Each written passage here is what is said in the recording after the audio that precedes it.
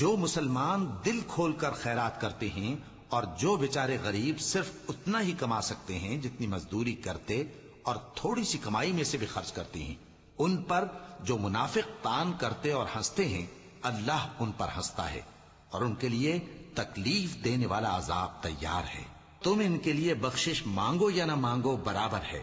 اگر ان کے لیے 70 دفعہ بھی بخشش مانگو گے تو بھی اللہ ان کو نہیں بخشے گا، یہ اس لیے کہ انہوں نے اللہ اور اس کے رسول سے کفر کیا، اور اللہ نافرمان لوگوں کو ہدایت نہیں دیتا۔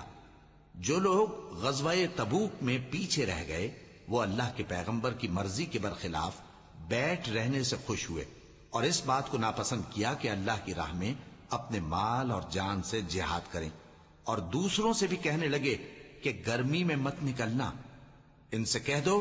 کہ دوزخ کی آگ اس سے کہیں زیادہ گرم ہے، کاش یہ اس بات کو سمجھتے۔